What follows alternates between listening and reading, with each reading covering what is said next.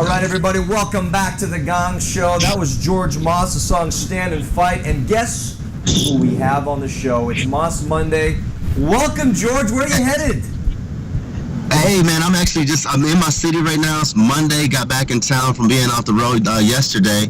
And I'm actually just going to meet with some friends of mine from a big ticket festival, which I played last week. And some of my friends from there down here in town. So we're going out to get some ice cream and hang out by the lake for just a little bit.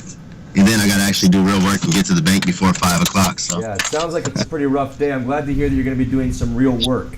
Yeah. Some of us have to really work. But, hey, every Monday we're going to pick your brain about something going on in your world. You travel a lot. I love your mind. I love the way you think. I love that you're a speaker, that you care about this generation today. What's on your mind today?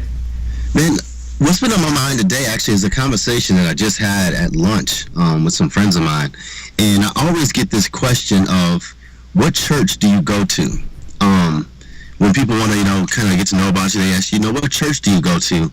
And I've been reading a lot, and actually for the past few years, just the whole concept of, or the idea of going to church was never really like an idea in Scripture. It wasn't like the church is not a place that you go to.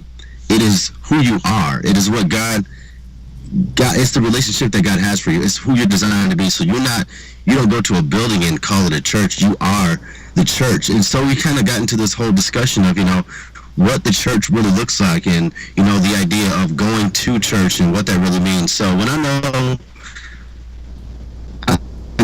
people ask. Oh, there he is. Okay, I'm back again. You put us on hold there. I thought maybe we were asking too many questions about the church, and you're like, man, don't get all personal. No, man, it seems like my sister always knows how to call, like, in the most inconvenient times. But shout out to Kristen. I love you, my sister. I mean, you just like to, call me, when I'm doing other stuff. But anyway, sure. Just that whole idea, and really kind of how I got to come to the understanding of what that is. And the church that I actually was in, was a church called Tabernacle Community Church that I went over with my youth pastor, like, planted this new church. Like, it's been 8 years ago now. It's been awesome, but it's been a while ago since we planted, or I was there during that process. But we're having this time of, what does the church mean, and what is the actual church? And just realizing the church isn't just a building you go to, but it is who you are, and that's what God has called you to be. So, so when people ask me what church do I go to, I always kind of like beat around the bush to really get deeper and to say, I am the church. It's not just a building that I go to. Well, for you especially, though, because you travel and because you see this, you see all kinds of different people, you see styles, you see cities, you see it all. You realize that this can't be just one building on a street corner. This has got to be bigger. This has got to be universal. Absolutely. But for our audience that only, in the same church every Sunday, as far as that building is, that 11 o'clock that Sunday, it's easy to get narrow-minded.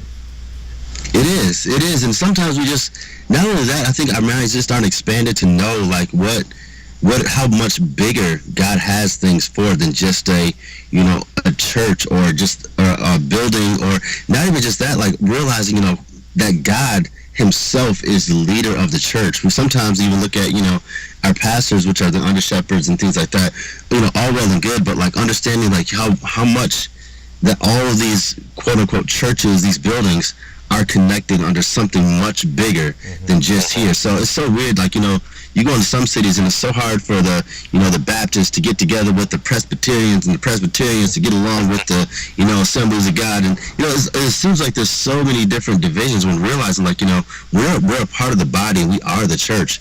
God can do so much more through us as brothers and sisters of Christ, whether we go into the same local fellowship or, we're halfway across the world. That's good. Emily says she agrees with you, that she understands that the church is about God's people, capital C. It's about the bigger body. I got a question for you, though, George, because I know there are people in the chat, and oftentimes that come to Remedy, that won't darken the door of a church because they believe that there's just not going to be any acceptance. They're not going to be welcome. What are you saying to them in the context of this not being about a building, but being about a movement?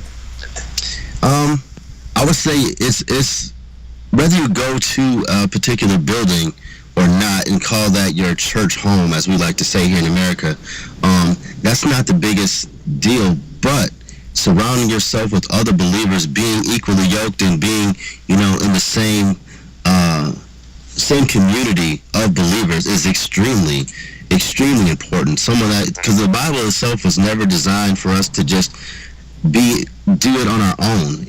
We're as humans, we're built to be with one another. Even when Adam was in the garden, God said it wasn't good for him to be alone, so he brought a helpmate to be alone with him. And like the whole idea of it's not good for us to be out and alone, because when Satan, when our enemy wants to destroy us, he the same way when a lion wants to go get a gazelle, they separate the weakest one from a pack. Yeah. And they get them singular by themselves and they go to attack it. So it's like there's definitely there's a high value placed on a community of believers to be attached to and be a part of, but realize that the church itself, the word the church, and that whole idea doesn't come from the building. It comes from the body of believers. And it's not about your church that you go to or the church that I go to. It's about all of us being united with Christ. Amen, bro. And for those of you watching out there, we want you to know that if you don't have a body of friends like that care about you and want to help you understand more of the love of God through their actions, here at Remedy, we love connecting you with those kinds of people. So simply drop what you're doing, text the word Remedy to 313131, and we'll connect you with a group that does indeed want to do this with you. George, thanks so much for making some time this afternoon. I'll let you get to your ice cream and to that hard work you got ahead of you. Yeah, man. All right. Thanks a lot. See you guys soon. Take care. Here's some Spencer Kane. Compliments of the Gang Show, RemedyLive.com.